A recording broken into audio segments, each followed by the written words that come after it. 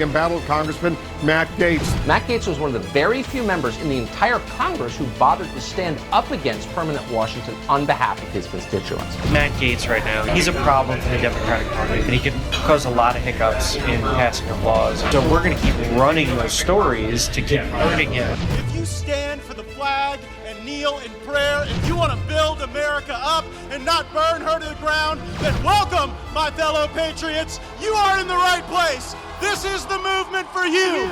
You ever watch this guy on television? It's like a machine. Matt Gaetz. I'm a canceled man in some corners of the internet. Many days I'm a marked man in Congress, a wanted man by the deep state. They aren't really coming for me. They're coming for you. I'm just in the way.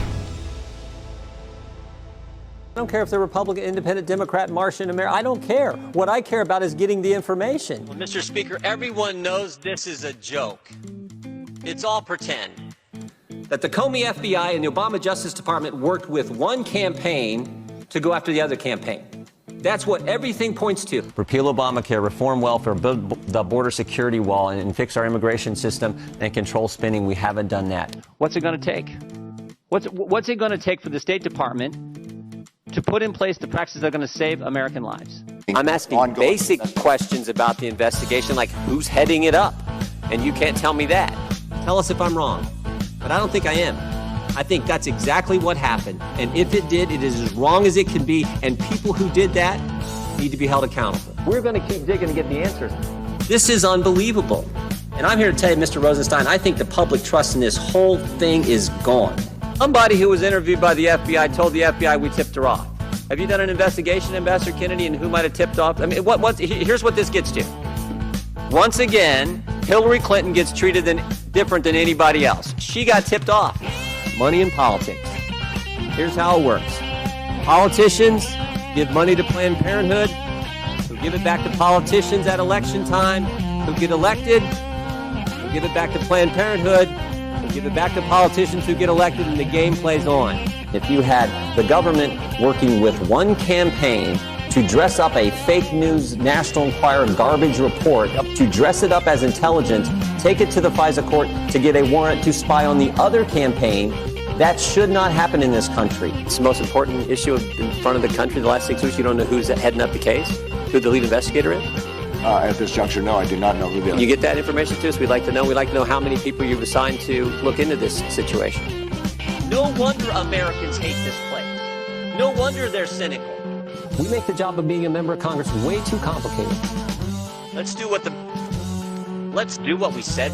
We make this so hard. Let's just do what we said we would do. That'll be good politics, and more importantly, that'll be good policy for the hardworking families of this great country. Do what you said you would do. That's the directive from the OG Firebrand, Congress's most talented member, Congress's hardest working member, someone I look up to, someone who has really inspired a generation of fighters in the Congress, my good friend Jim Jordan. Also, the title of the upcoming book from my friend, and I think it informs on a lot of important issues facing the Congress, facing the country. And Jim, you know, the title really, I think, begs the question, what is it that we have to say we are going to do to the country to earn the trust of our constituents and to strengthen the institution of Congress? Question. First of all, I'm not the most talented. You are, and you are a friend, and I appreciate your leadership and your willingness to fight for what you told the constituents in Florida that you would fight for when they elected you. I always say we make this job way too complicated. What did you tell them you were going to do when you put your name on the ballot and you went out and talked to the folks in your district and they gave you the privilege to go serve in the United States Congress, which is a privilege only about 12,000 people have ever had in the history of our great country? What did you tell them you were going to do? Do that. Do that. Even if your own party's against you, no matter who's against you, go do what you said. You have done that, and that's why you're a friend and someone I so respect. What we told them we were going to do is the things they care about. Make sure we defend the sanctity of human life. Make sure we don't spend this country into the debt that we now see. Make sure we stand up for the Constitution and stop this assault that we have seen over the last year on their First Amendment liberties. This is the part that bothers me the most. As two guys who sit on the Judiciary Committee, the committee that's supposed to protect the Bill of Rights, the Constitution, and your liberties under the First Amendment, the Fourth Amendment, the Second Amendment, that's what we got to make sure we do. If we get the majority, that's what we got to focus on. You know, Jim, all over America right now in Republican primaries, people are working to define themselves as Jim Jordan Republicans in a lot of ways because you and Mark Meadows and many of our other colleagues started the Freedom Caucus to be a rudder for the body, to provide a sense of direction in a town that can often be so corrupt and tumultuous. Walk us through kind of the scenes of the book where you start the Freedom Caucus, where you decide that this has to be an organization to inspire people and to draw people in, and it's an organization that's inspiring campaigns throughout America today. In the introduction, I talk about the day Mark Meadows filed the motion to vacate the chair, something that hasn't been done over 90 years in this country, where it's the equivalent of filing a vote of no confidence in a parliamentary form of government. And I will always remember this, and they can read this in the introduction, but it's a moment that has stuck with me. Mark is in the well of the chamber. We're sitting in the back where Freedom Caucus people typically sit. And as Mark is getting ready to sign the document down there at the dais, he turns and looks back, and he's actually just thinking. He wasn't trying to look at anyone. He's just thinking. It was because it was a major moment. It was a huge moment, and frankly, in American history, I think. And he turns back, he's looking up, and then his gaze sort of came down, and we lock eyes. And that's when I thought, he's doing it. We'd been talking about it. We didn't know he was going to do it that day. And I thought, he's doing it. And there was this smile on his face, and it wasn't a smile that said, we're going to get John Boehner. It was just a smile that said, here we go. We're going to do something that hasn't been done in almost a century. And with that, signing that document, filing that motion, within a few months, something that has never happened in American history, the Speaker of the House steps down midterm with no health concern and no scandal. He stepped down because he didn't have the votes to stay in power, because he wasn't doing what the people elected us to do. And we start with that, and we talk about that a lot through the book. We talk a lot about Matt Gaetz, particularly. One of my favorite things in my time in Congress was when you and Steve Scalise and a bunch of our colleagues stormed the bunker in the basement. And frankly, and I know your viewers know this, but that would not have happened but for your leadership. And you joined those of us in there who were doing the depositions. And I remember Adam Schiff, he got all fired up, stormed out, if you remember, and he wanted to talk to me. So I had to go down to his office. And he basically told me, you got to kick him out. And I'm like, I'm not kicking them out. You're the chairman. And oh, by the way, I'm kind of glad they're here. And they want to be here because they're standing up. I remember what you said to me, which is, now that you're here, you better not leave. Yeah. That was your direction to me at the time. But that was a turning moment and a moment. We jailbroke the truth. Yes. Where with your leadership, our conference came together. And remember, at the time, the conventional wisdom was that the Democrats were all going to vote to impeach President Trump, the best president we've had. They were all going to vote to impeach him just 13 months before an election, and they thought a bunch of Republicans were going to jump on their side. And what happened, because of what you did and so many people come together and the good staff we had and all the fighting we did, what happened is, no, every Republican voted not to impeach President Trump, and Democrats came our way, and one of them even switched parties. And I don't know that all that happens. I really don't believe it does if you don't take the action you did. And the country is better off because of what you did, and a number of our colleagues who stood strong. Well, those were times when a lot of people in our party believed that we ought to just fold our hands and hope that Donald Trump hadn't done anything illegal or criminal, and they were unwilling to challenge the basis for these investigations, whether it was the Ukraine sequel or the Russia hoax at the outset. And, you talk about your role in history dislodging John Boehner and really setting the right on a new course and a better course, but it hasn't been a course without some rough seas. Yeah. The Paul Ryan speakership. I mean, we went from Boehner to Paul Ryan. The title of your book is Do What You Said You Would Do. And what we said to our voters in election after election was that if they trusted us, we would repeal Obamacare. And then Paul Ryan took like $14 million from HMOs in the weeks leading up to dropping legislation that they told us repealed Obamacare, but that didn't repeal Obamacare. And so talk about being in that position and the pressure that the Freedom Caucus was under to inform the entire movement and the entire body that to do what we said we had to do, we couldn't turn the product over to the lobby corps. Yeah, no, great point. It was a tough time.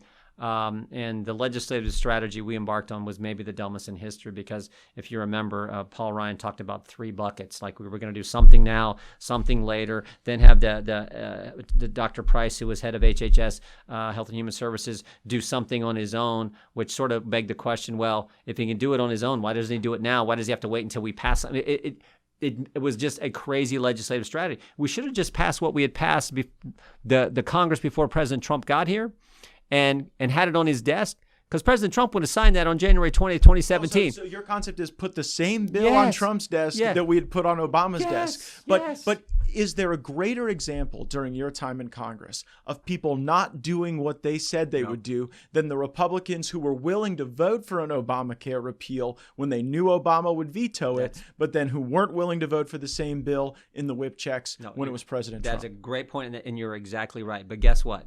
Guess who was willing to do what he said he would do when he got here? President Trump. You remember when we first got here, and we go to the White House, and in the West Wing, they'd have on the board that big whiteboard, and they wrote down every single promise they made to the American people. And then when they did it, they checked it off.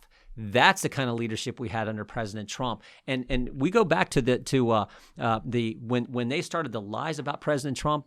Here's the other thing I remember. There were only 4 or 5 of us.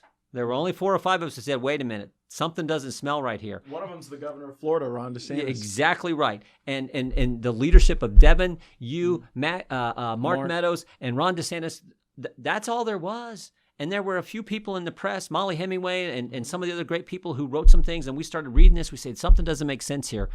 And the willingness to push. We were close enough to the Trump campaign to know that it was impossible for that group to collude with Russia, because we were a traveling carnival. We were just so happy to be on to the next city, to bring positivity and an America First spirit. Never violence, never destruction, always love of country, reverence for our military and our law enforcement. Colluding with Russia, we could barely collude with the next venue location. And so we knew that it was such a joke at the outset, and it was an effort to destabilize the presidency because they couldn't deal with the results. So, in this next kind of period for Congress, what is that thing that you think, particularly the Judiciary Committee, can have a role in delivering on? No secret, you're the Republican lead on the Judiciary Committee. If we take the majority, you will likely be the first chair of that committee to not be a member of the bar in the history of the committee. So walk us through the Jim Jordan vision for kind of the opening weeks. No, that committee has I always say, a storied history. You think about Henry Hyde. You think about some of the people who've led that committee. A storied history of defending the Bill of Rights, the American people's fundamental liberties and freedoms. And right now what we have is a committee that's doing just the opposite. So what we're going to have to do is, we're going to have to do the investigations that need done. I mean, this idea that the IRS released thousands of people's tax returns. Now, that'll probably be, led over in the Ways and Means Committee. Would you have an investigation subcommittee and an oversight subcommittee? We definitely need that. We need to look into the IRS situation. We need to look into what's happening with this Justice Department going after parents, this issue that we're focused on right now at school board meetings, what they're doing, the political nature of our Justice Department right now. We need to look into all that. We need to go after big tech, the censorship. I mean, this thing. What's happening to speech? I always say the 5 liberties we have under the First Amendment: your right to practice your faith, your right to assemble, right to petition your government, freedom of press, freedom of speech. Speech is the most important, because if you can't speak, you can't really fully practice your faith. So speech is the most important. What big tech in collusion with big government is doing in this cancel culture world we live in is so wrong. Barry Weiss called it the digital Thunderdome. You take on the woke mob, they will put you in the Thunderdome. Ask someone ask Drew Brees, who said we should stand for the national anthem. Now, Drew Brees is as apple pie as you can get. He is a great American, wonderful Christian family guy, and he had to back down from the mob. This is frightening. But I said this last week. I actually think Americans are going to push back in a big way, and I think the main reason is what happened with Merrick Garland. When he goes after moms and dads, like, wait a minute, this is the last straw. So that's what the Judiciary Committee has to focus on, those fundamental rights we have under the First Amendment, making sure we defend them. You write in the book, do what you said you would do, which, by the way, I'm going to get for my parents for Christmas. That is going to be something they will truly enjoy. You write that we need to break up big tech. How would you do it?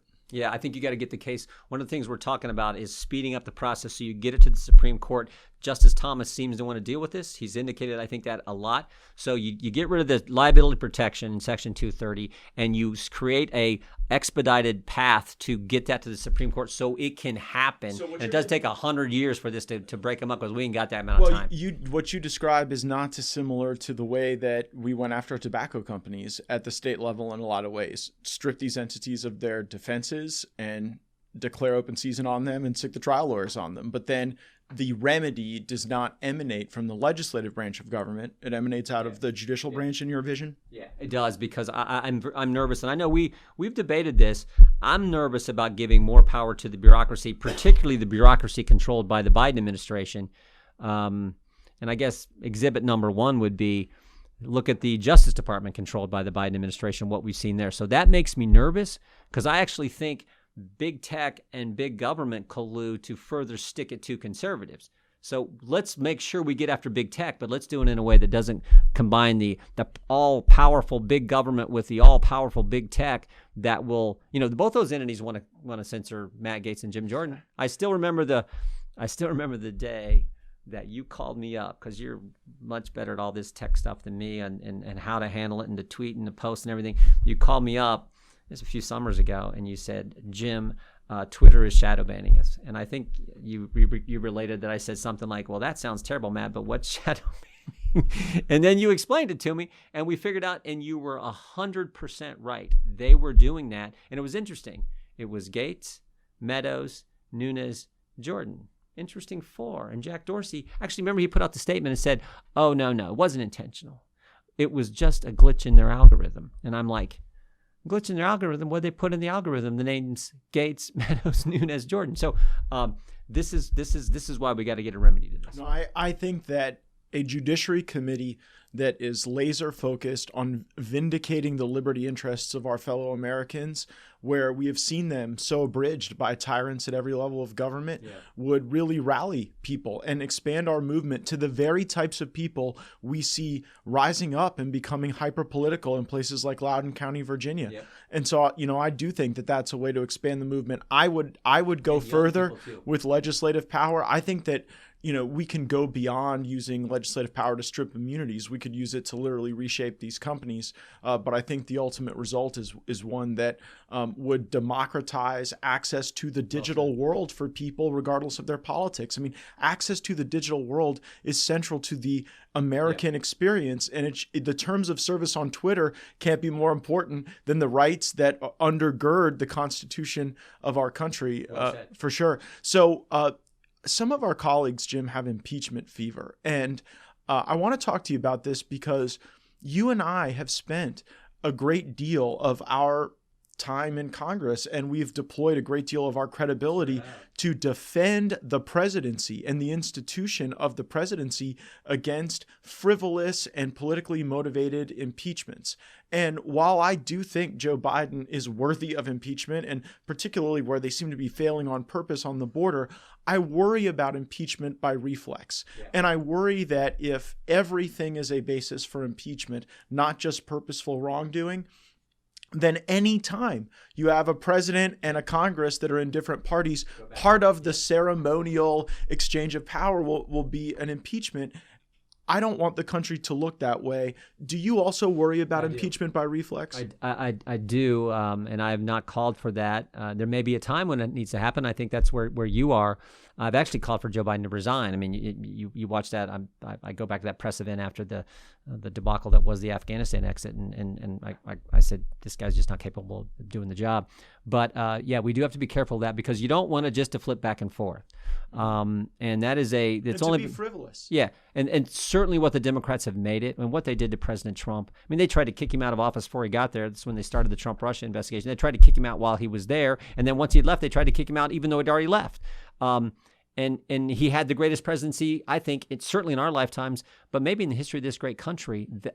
And yet the Democrats were so obsessed because this guy came here and turned this town around, took on the bureaucracy, took on all the Democrats, took on all the mainstream press, and he had to take on some of the Republicans too, which was amazing. And yet in spite of all that, did all he did. But it was so invigorating. It sure was. Because It when we sure had was. good ideas, we could get them right to the forefront of power in our government. When everything in Washington is driven to try to constrain innovation and creative thinking, and actually valuing the people who sent us, who we owe, I think, a tribute of fidelity. And Trump just gave us that platform, and it's certainly a time that I know we'll enjoy. Is one reason people need to read Do What You Said You Would Do, because you're going to be Speaker of the House one day, Jim? No, I'm not. I want to be chair of the Judiciary Committee.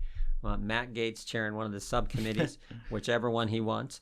I want to fight for the things I think the American people sent us here to fight for, and first and foremost is their rights. I mean, what's happened to Americans? You used to want to be Speaker. I mean, I remember in Florida with you and Ron DeSantis going from small town to small town in my district. And, that was a fun trip.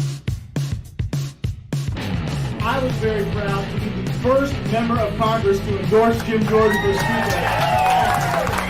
Thank you for sending Matt Gaetz to Congress. He's truly a great American who is fighting for the things that matter in our country, that made our country great in the first place. Jim, you'll learn about my district. These are fighting folks. These are warriors. These are people who've served in our military, who've been members of military families, and they did not send me to Washington to play defense. I believe I represent the best district. You didn't have a speaker campaign with a great deal of corporate infrastructure, but people showed up with homemade signs, and I'm going to put them on the screen. They brought their homemade signs that said Speaker Jordan, and I've never seen people react to a leadership race in our country the way they did that. Trip. So we traveled. What was the day you realized you didn't want to be Speaker? I never really did want to be Speaker. You just sort of had to run at that time, but I still remember that was such a fun. You had trip. to run at that time. Yeah, I don't want to run it. I didn't want to do it. But anyway, we started on the western end of your district, traveled east. I think we made 3 stops in one day. Had the Harley guys, the big Trump bikers team leading the charge. We had you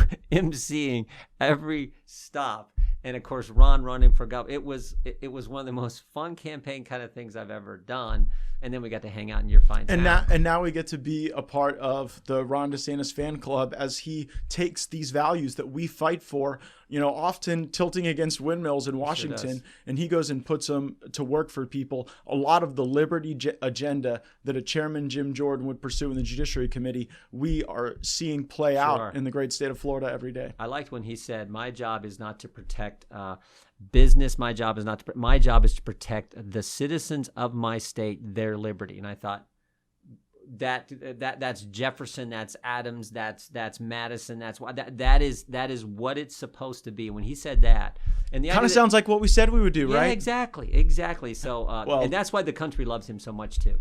And we do as well. Do What You Said You Would Do. It's the upcoming book by Congressman Jim Jordan. And if you read it, you'll be able to see the future, because you will be able to see the agenda that we are going to fight for in the House Judiciary Committee on behalf of our fellow Americans. Thanks for joining me on Firebrand. Thanks for being the OG Firebrand. Thanks for inspiring a generation to try to serve in Congress in a way that is worthy of, I think, the great platform you and Mark Meadows have created. I forgot to say one thing.